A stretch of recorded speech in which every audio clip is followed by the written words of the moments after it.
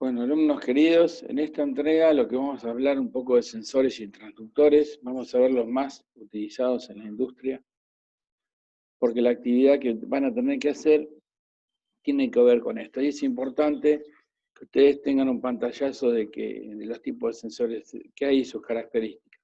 ¿Ok? Bueno, es muy frecuente confundirse lo que es un sensor de un transductor, ¿sí?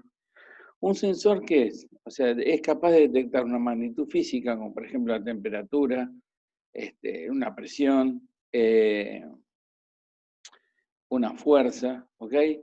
Es una magnitud física que existe en el mundo real y es capaz de producir una señal indicativa de tal detección. Esa señal en principio puede ser cualquier cosa, ¿ok?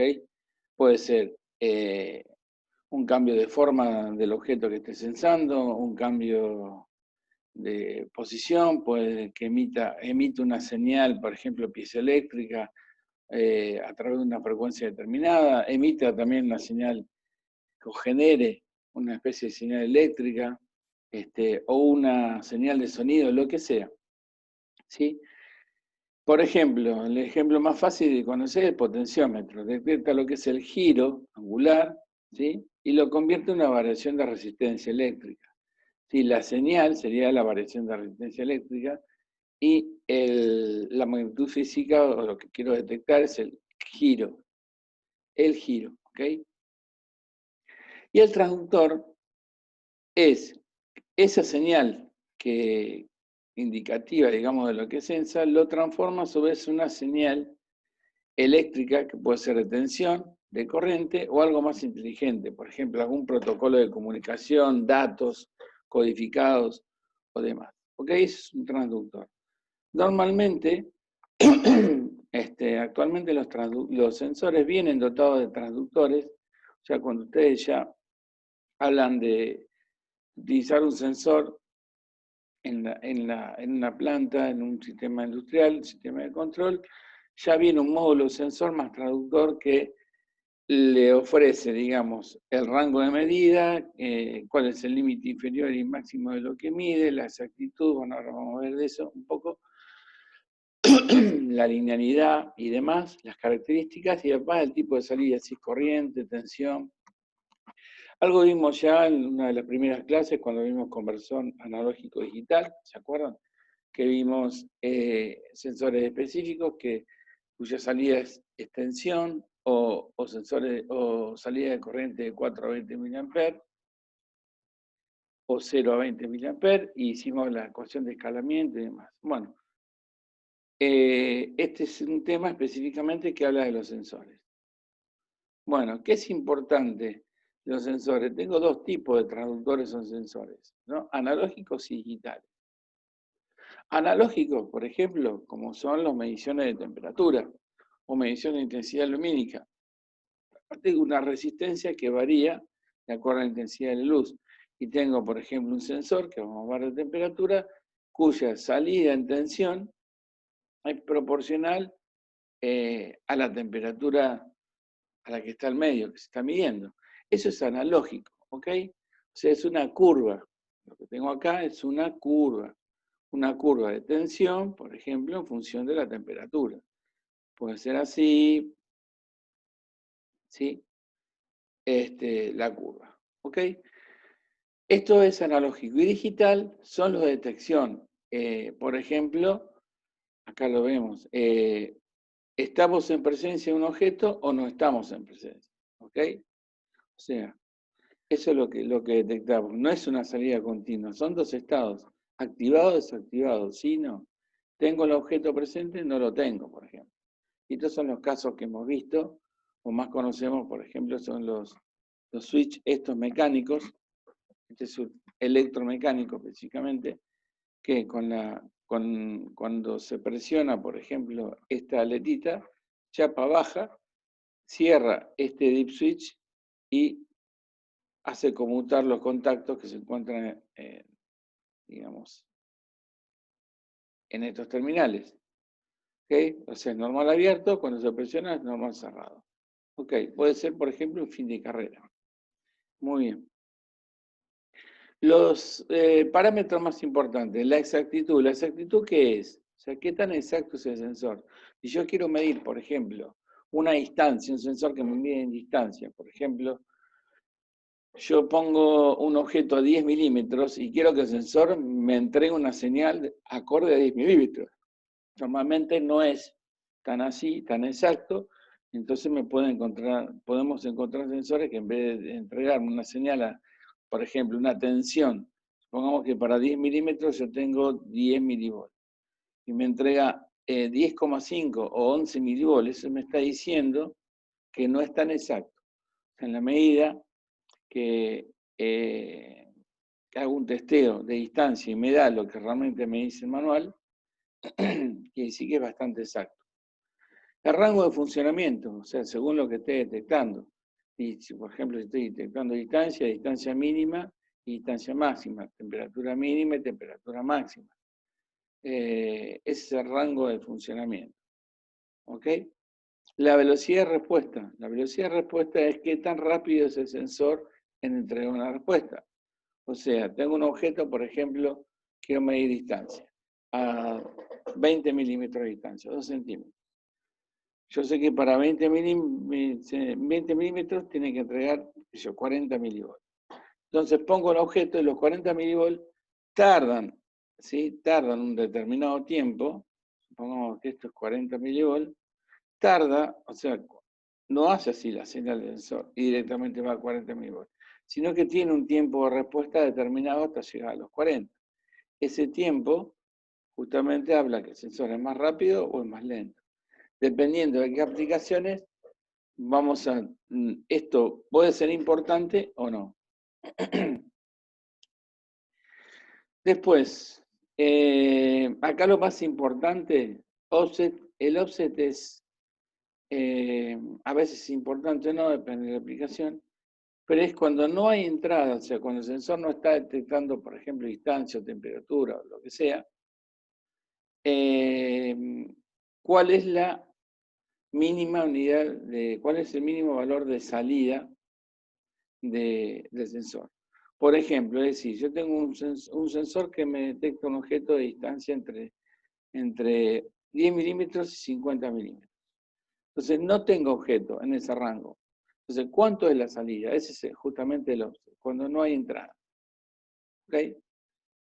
La sensibilidad es qué tan sensible es el sensor en cuanto a cuánto mínimamente tiene que cambiar la entrada para producir un valor apreciable a la salida. Es decir, si yo tengo un objeto a 10 milímetros, tengo una determinada salida.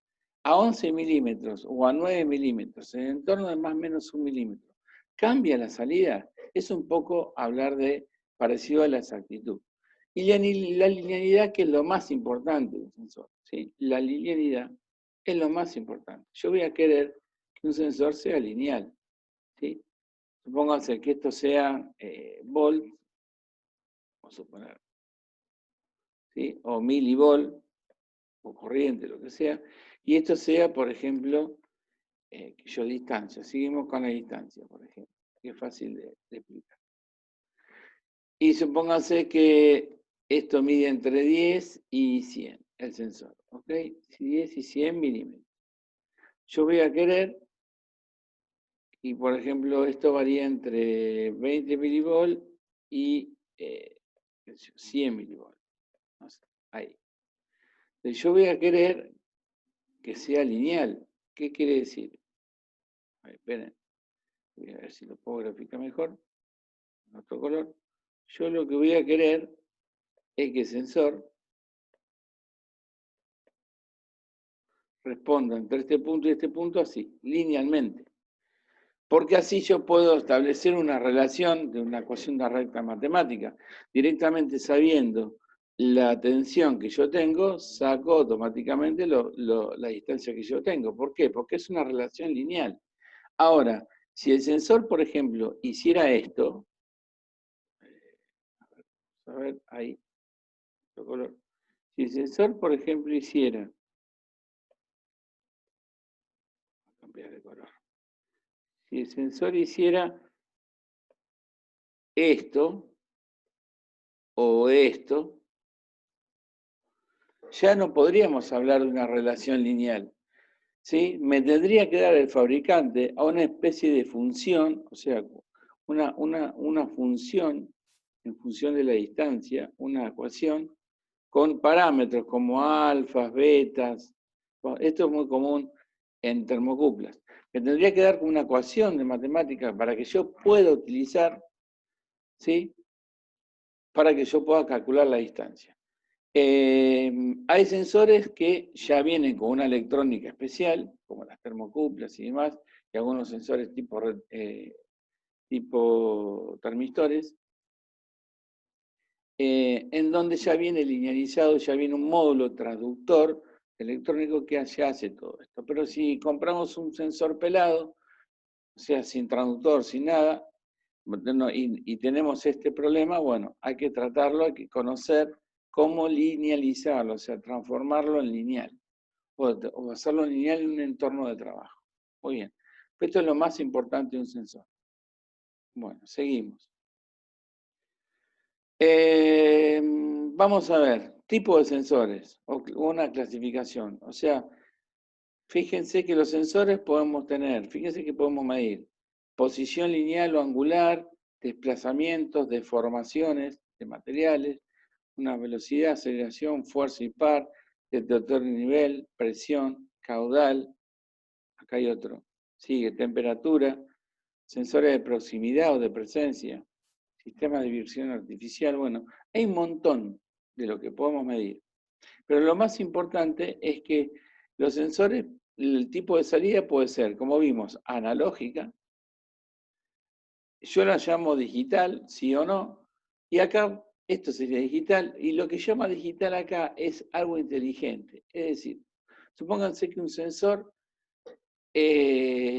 me tire la posición angular, tengo un sensor donde me dice los grados de inclinación, pero no me entrega ni una tensión ni una corriente, me entrega una señal digital con un protocolo de comunicación, datos que tienen que ser leídos, por ejemplo, donde viene un código binario de 8 bits, 10 bits, donde me viene la información codificada en binario. ¿Sí? Eso, por ejemplo, sería digital. Protocolos de estos sensores inteligentes tenemos protocolos como el I²C, que es un protocolo de I conocido como I²C o I2C. Es un protocolo de comunicación donde un sensor entrega la información de lo que quiere medir, pero con un protocolo de comunicación determinado. Es digital, ¿sí? Me dice específicamente, me especifica, por ejemplo, el ángulo son 30 grados, son 25 grados, pero no lo hace en forma de tensión ni corriente, lo hace en forma de un dato digital, ¿sí? Que tiene un formato de comunicación que se llama, por ejemplo, I²C. Hay otros como son serial, como utiliza el Arduino, por ejemplo, ¿sí? Comunicación serial, con 8N1. Este es otro protocolo. Hay otro protocolo de comunicación que es por ejemplo, en los PLC usan el Modbus. Y hay otro que es el MCP, me parece que utilizan los microcontroladores. ¿Sí? Bueno, a eso se refiere como digital. ¿Ok? Necesariamente, este tipo de sensores yo necesito un microcontrolador o un sistema capaz de manejar estos protocolos para poder comunicarme con el sensor. Muy bien. Sensores. Bueno, tenemos sensores de desplazamiento, de posición y de proximidad. ¿Qué diferencia hay? Sensores de desplazamiento pueden ser, por ejemplo, un potenciómetro, ya lo vimos, mide el desplazamiento hacia un lado angular de un punto a otro. La posición que me marca un sensor de distancia, a qué posición está, a 10 milímetros, 15, 20. Y proximidad si está en un rango de distancia determinado. ¿Ok? Esa es la diferencia entre los tres. Básicamente tenemos sensores electromecánicos o mecánicos, inductivos, capacitivos, ultrasónicos y ópticos, de acuerdo al principio de funcionamiento. Normalmente lo que es inductivo usa un campo magnético, ¿sí? Utiliza el campo magnético o el magnetismo como base. El que es capacitivo o sea, y una inductancia L, vamos a llamarlo así. El capacitivo es un campo eléctrico, ¿sí? Usa un campo eléctrico como medio de detección y el elemento base es la capacidad, capacitor. Los ultrasónicos usan el sonido, ¿sí? Pero es ultrasónico porque ese sonido yo no lo escucho, está en una banda de detección que es eso, está en una frecuencia en la que es imposible detectar por el oído humano. Y el óptico que usa la luz, ¿ok? O, en forma general, lo que es el espectro electromagnético, ¿ok? Muy bien. Los electromecánicos son fáciles, son las levas, son como lo que usamos, por ejemplo, en neumática, ¿sí?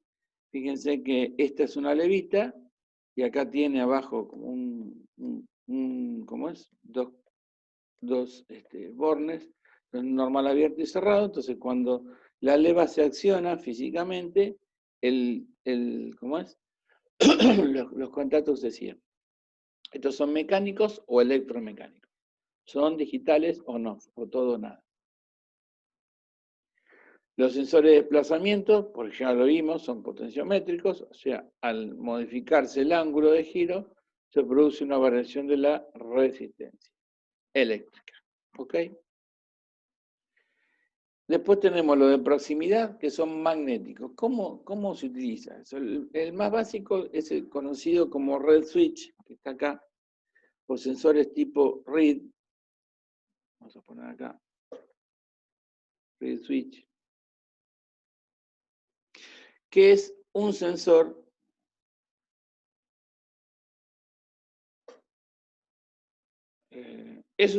que es un contacto, posee un contacto, fíjense, supónganse que este sea un contacto y el azul y el rojo otro, que es sensible al campo magnético, que es el que está acá. Fíjense, ¿ves? Es un contacto. Por acá sale un borne, está conectado acá, por acá está el otro, y por acá va la alimentación. Entonces, fíjense qué pasa. Cuando este contacto se lo ataca con un campo magnético, con un imán generado por un imán, se cierra. Y si esto se aleja, se va, se abre. Entonces tengo un digital o un on-off, todo nada, que es capaz de detectar objetos que tengan un campo magnético. Estos se usan, por ejemplo, en los cilindros neumáticos. Los cilindros neumáticos, ¿sí? El vástago del cilindro, ¿sí? El vástago del cilindro, este por ejemplo es el cilindro, lo que vimos el año pasado, este es el vástago, ¿ok? Acá se ponen un sensor, no, acá no. A ver, acá se pone uno, sensor, y acá se pone otro. Y el vástago ya viene con un imán. Se compra con un imán. Entonces, cuando el imán está en esta posición, obviamente el red switch, este que está acá, detecta sus contactos se cierran, indicando que el cilindro está retraído.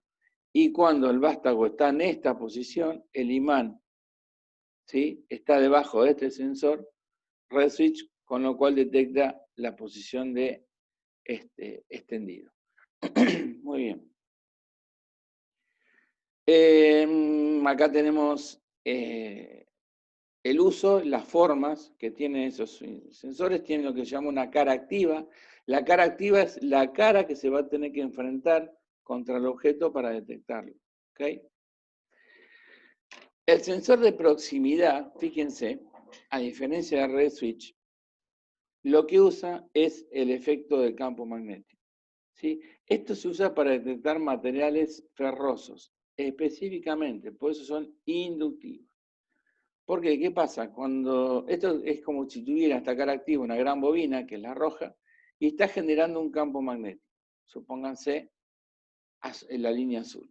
Cuando el objeto está lejos, ¿sí?, no hay, el campo magnético no llega, ¿sí? No llega a alcanzar al objeto, entonces no pasa nada, no hay señal, no hay variación de tensión en esta bobina. Ahora, cuando los acercamos, que es esto que está en verde, el campo magnético intensifica su valor. ¿Por qué? Porque es como en un transformador, es como si fuera un transformador donde se le agrega un núcleo de hierro, ¿sí? Esto, el objeto que es ferroso actúa como núcleo. Por lo tanto, se intensifica la línea de campo magnético y la tensión en la bobina aumenta, por lo tanto, es posible así determinar cuándo hay un objeto metálico o no. Esto también se utiliza como fines de carrera. Este se llama enrasable porque tiene, se conecta directamente, esto se afloja y se conecta sobre algún hardware determinado, una chapa o una aleta para fijar el sensor. ¿Ok? Muy bien. Después tenemos los capacitivos. Los capacitivos, habíamos dicho que utilizan como base de detección un campo eléctrico del capacitor. Un capacitor, acuérdense que está formado por dos placas, por una distancia donde la capacidad depende básicamente del área de las placas, depende de la distancia entre las placas, depende del área de la placa, así lo pusiéramos en 3 dimensiones, ¿sí? Allá. El área de esta placa, o sea, la superficie, la distancia. Muy bien. ¿Qué pasa? La cara activa es como si fuera una de las placas del capacitor. Y el objeto que quiero detectar representa la otra cara, la otra placa. Entonces, dependiendo del tipo de material que tenga el objeto y de la distancia, es la capacidad que se va a generar. Y esto es detectado por el sensor. El beneficio que tiene este tipo de sensores de capacitivo respecto del inductivo es que el capacitivo te permite detectar materiales, ven, tanto metales como no metales. O sea, acá podemos detectar líquidos, podemos detectar papel, podemos detectar plástico, pero hay que calibrarlos. Tiene una forma de calibrar este tipo de sensor capacitivo donde va, digamos, yo le pongo el objeto que quiero detectar y lo calibro a una determinada distancia para que me lo detecte. Entonces ese es el beneficio que tiene el inductivo frente al capacitivo. ¿Ok? El capacitivo frente al inductivo. Capacitivo puede detectar tanto metales como no metales. El inductivo solo metales. ¿Está? Bien. Sigamos.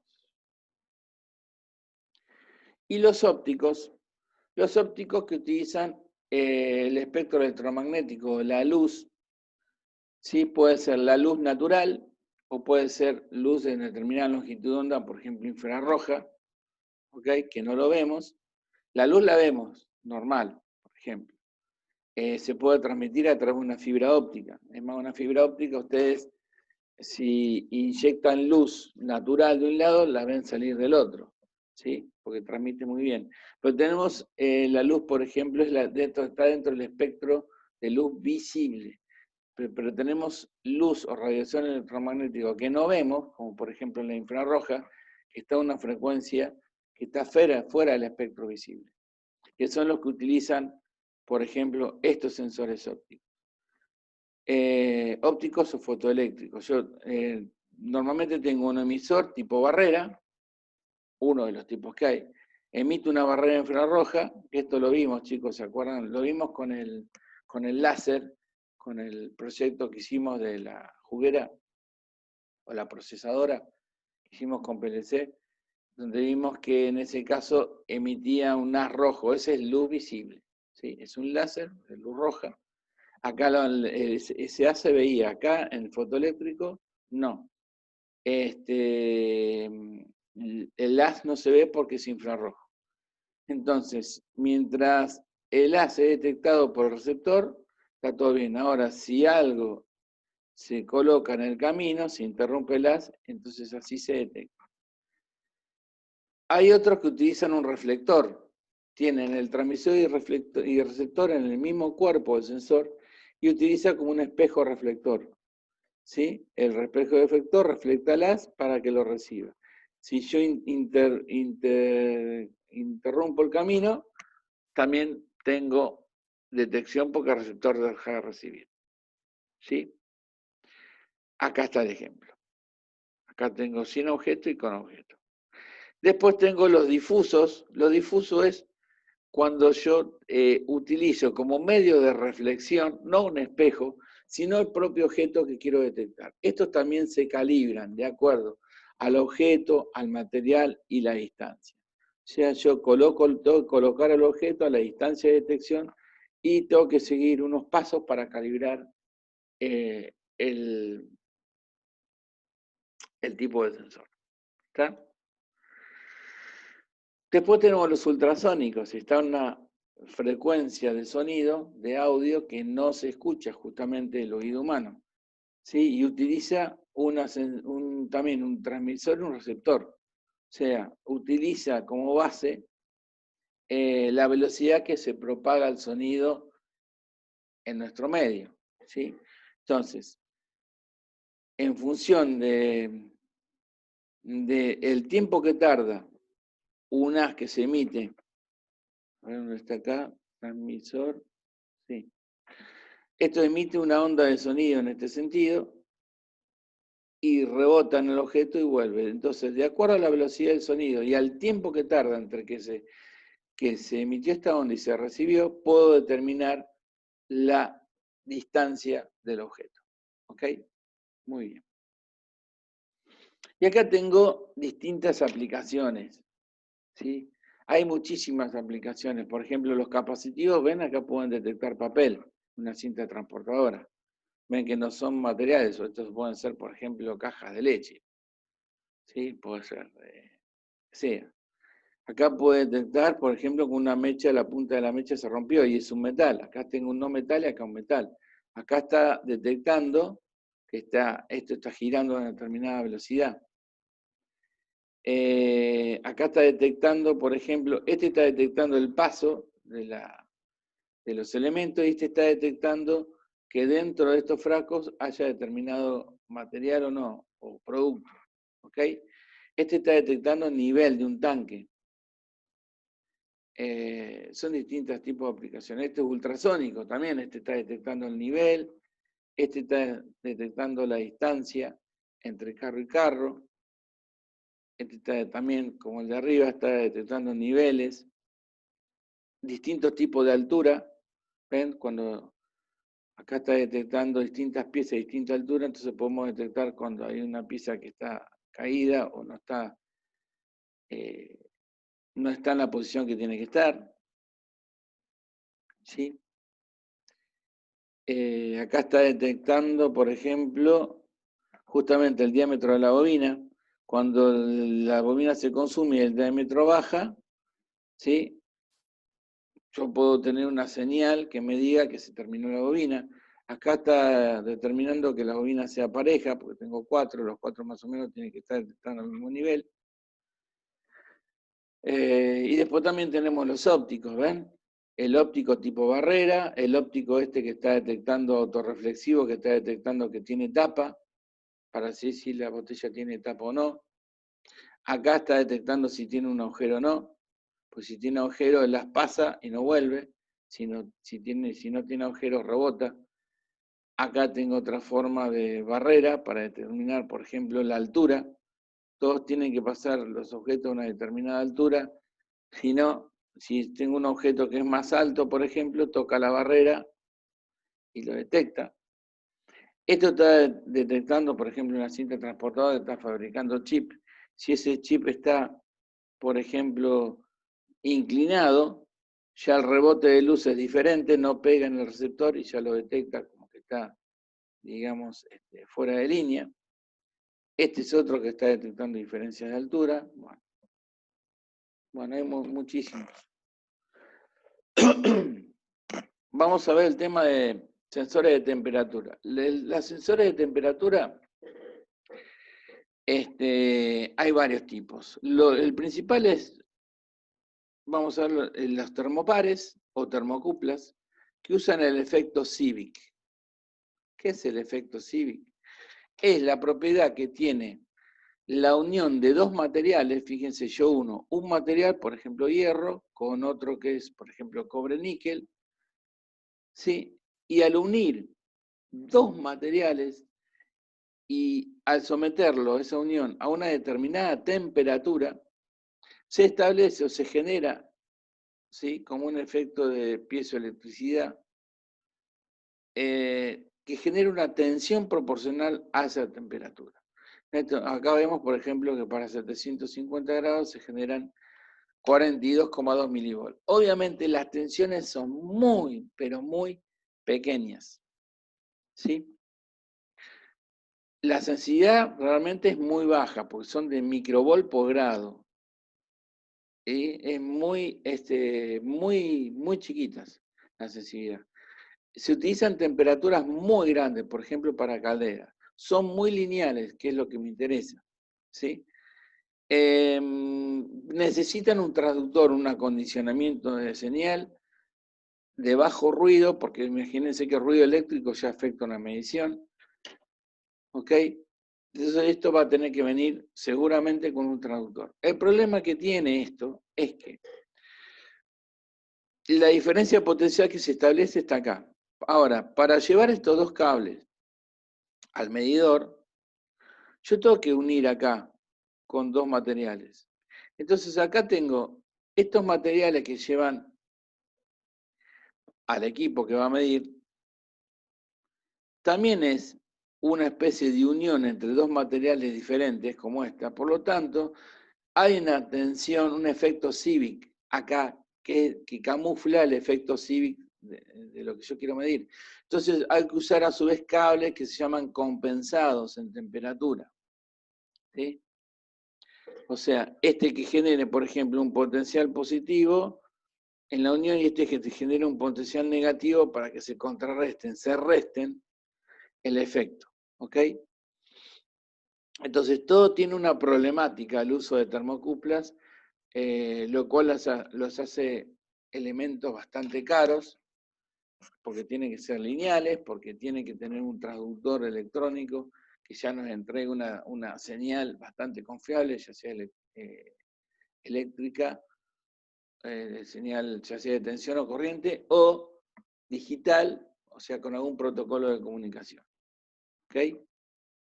Fíjense, para que tengan ideas, las termocuplas se designan como el tipo B, tipo R, tipo S, tipo J, tipo K, tipo T, tipo E. Todas esas termocuplas, lo que define la letra es el tipo de unión. Fíjese, hierro constantán, que es la tipo J, que es como la que vimos acá, la hierro constantán, ¿sí?, que se llama cobre más níquel, se llama constantán. Esta es una termocupla tipo J, por ejemplo, ¿sí? Y fíjese que el rango de temperaturas que mide es entre menos 200 y 700 grados, pónganse, y fíjense la salida entre menos 7,8 y 39,1, que milivolt, muy chiquitita la tensión. Por ejemplo, en 900 grados está generando 51. Después otra entre menos 200 y 600, que genera entre menos 789 y 33 milivolts. O sea, muy chiquitita. Fíjese que todas andan en el orden de los milivolts. Fíjese que esta va de 0 a 1500 grados. El rango de medición es enorme para calderas. Es de platino rodio tipo B. Y fíjese la salida entre 0 y 10 milivolts. O sea, es nada, muy pequeña, es muy lineal, pero fíjense, si por ejemplo, tanto el sensor, esto obviamente yo lo voy a tener que pasar por un conversor analógico digital. Obviamente, los conversores analógico digital, como vimos, trabajan entre 0 y 10 volt normalmente. 10 volt, fíjense que estos son 10 milivolt. ¿Cómo hago? Necesito generar o traducir con un amplificador los 10 milivolts, llevarlo a 10 volt para el fondo de escala, ¿sí? Pero al amplificar esto también se amplifica el ruido eléctrico, o sea, hay que usar un amplificador de instrumentación y demás. O sea, todas estas termocuplas van a tener que usar un transductor transductor integrado ya, integrado a la termocupla. ¿Ok? Y si no, lo tendré que fabricar yo. Ok. Bueno. Acá tengo lo mismo, fíjense el rango de temperaturas en función de los milivolt para distintos tipos de termocupla. Fíjense que son lineales, ¿ven? Esto es importante, son rectas. Estas son un poquito no tan rectas, ¿sí? Pero fíjense que la tipo E es la que más sensibilidad tiene. Por ejemplo, para 1000 grados tengo 80 milivolt frente a una tipo K que está en los 37 milivolt y una tipo R que está en los 10 milivolt. Es más sensible, por ejemplo, la tipo E. Pero fíjense que los rangos de temperatura son altos. Otro tipo de sensores, RTD, de temperatura. Se llama RTD porque es resistencia, detector de temperatura resistivo. Usa una resistencia tipo metálica, ¿sí? Para medir la variación de temperatura. Son pero muy lineales. ¿Ok? Por ejemplo, fíjense la característica que tiene. Te dicen, el fabricante te da la curva, te dice que la resistencia eléctrica va a variar con la temperatura, que yo lo que quiero. O sea, la resistencia eléctrica de ese metal, de ese material, de ese metal, va a variar linealmente con la temperatura. Dice que es R0 por 1 más alfa por T menos T0. Normalmente me suministra la temperatura T0 y el valor de resistencia inicial. ¿Ok? Y es lineal. ¿Sí? Fíjense que, por ejemplo, la R0 es la resistencia base, digamos, que tiene una determinada temperatura. Por ejemplo, cuando T igual a T0, fíjense que esto se anula y te queda que R igual a R0. O sea, la resistencia a una temperatura determinada T0, que puede ser la temperatura ambiente, o sea, lo especifica el fabricante, es R0. Entonces, este valor de R0 pueden ser de, fíjense, 10 ohms, 50, 200, 400, 100. Y en especial hay un tipo de sensor que se llama el PT100, que es un RTD, que lo que me está diciendo es, ahora vamos a ver la curva, que es un sensor de tipo RTD que es de 100 ohms, su resistencia R0 base, y de ahí aumenta o disminuye la resistencia conforme lo hace la temperatura. Vamos a ver una curva. Fíjense, acá está. Fíjense. A ver si yo puedo aumentar esto. Fíjense que el PT100 dicen que a temperatura 0, que sería la temperatura T0, sería 0, la resistencia vale 100 ohms. Fíjese que conforme aumenta la temperatura, aumenta el valor de resistencia en forma lineal, y conforme disminuye la temperatura, disminuye la resistencia en forma lineal.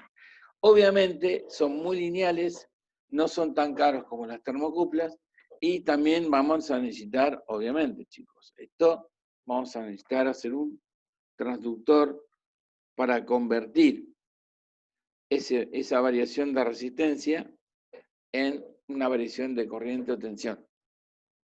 O sea, que no lo puedo, esto es lo que me dice que el sensor es que varía la resistencia, pero yo quiero colocarlo en un PLC, por ejemplo, como entrada, voy a tener que usar un transductor para PT100. ¿Ok? Bueno. Después tenemos los termistores, ¿sí? Son resistencias también que varían con la temperatura, pero no es de base metálica, sino que su base se utiliza óxidos metálicos semiconductores, ya sea tipo P o tipo M, como vimos en electrónica, y existen dos tipos, el NTC y el PTC. ¿Qué es el NTC? Quiere decir que su resistencia varía en forma negativa con la temperatura. O sea que el NTC lo que me dice es que al aumentar la temperatura, la resistencia disminuye, porque tiene un coeficiente de temperatura negativa. Y el PTC, que es Positive Temperature Coefficient, quiere decir que la temperatura, cuando aumenta, el valor de resistencia aumenta. ¿Ok? Los termistores son muy baratos, pero son muy alineales. Tienen buena sensibilidad, utilizan resistencia, las resistencias son grandes, van de 2000, fíjense que van de 2000 a 6000 ohm, pero son muy alineales. Fíjense si ustedes ven acá la curva, a ver, esto necesita también, obviamente, un traductor o interpretar los valores para poder linealizarlo. Fíjense que acá, ¿dónde está? Fíjense la curva que tiene. La resistencia, a ver si lo puedo... Espera, a ver. Ahí va. Vamos a tratar de... Acá. Vamos a poner... Fíjense que la resistencia... A ver si...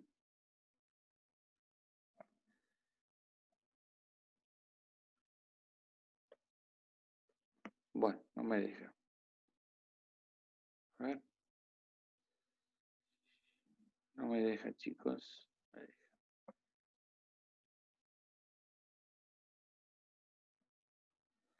A ver ahí.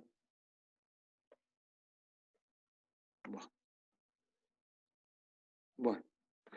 Fíjense, la resistencia varía en forma exponencial. Esto no es lineal. ¿Sí? Esto no tiene nada de lineal. Pero nada de lineal. Con lo cual, el fabricante me va a tener que dar este valor de beta, este valor de T0, el valor de R0, ¿sí? Como para yo poder hacer un cálculo de acuerdo a la resistencia que yo mido, ¿sí? Que pueda determinar el valor de la temperatura. ¿Ok? Bueno, y básicamente esos son todos los sensores de temperatura que hay. Las termocuplas, que son muy poco sensibles, pero muy lineales. Los RTD, que son base metálica, son muy lineales, ¿sí? Son muy lineales y bastante sensibles, como el PTC, el PT1000, el PT500, ¿ok? Y están los más baratos, que son alineales, que son los RTD, que son normalmente por ahí los que se utilizan en equipo, los termistores, en equipo de aire acondicionado y demás. Bueno, después, la salida que tienen los sensores. Los sensores básicamente, como por ejemplo los de on-off o todo o nada, sino industriales, tienen dos tipos de salidas. ¿Okay? Tienen la salida PNP y la NPN, que tienen que ver con los transistores PNP y NPN. Ustedes no han visto transistores, pero básicamente, para que lo entiendan, es esto que está en verde acá es la carga. La carga, o sea, lo que yo le conecto. Puede ser, por ejemplo, la entrada de un PLC, ¿sí? Que ahora después vamos a ver cómo se conecta. La entrada de un microcontrolador, puede ser una bombinita, un relé, para activar otra cosa, la que sea. ¿Sí? Es la carga. Pero lo importante que tienen que saber ustedes es que cuando el sensor detecta, se establece una corriente en este sentido, y cuando no detecta, no hay corriente.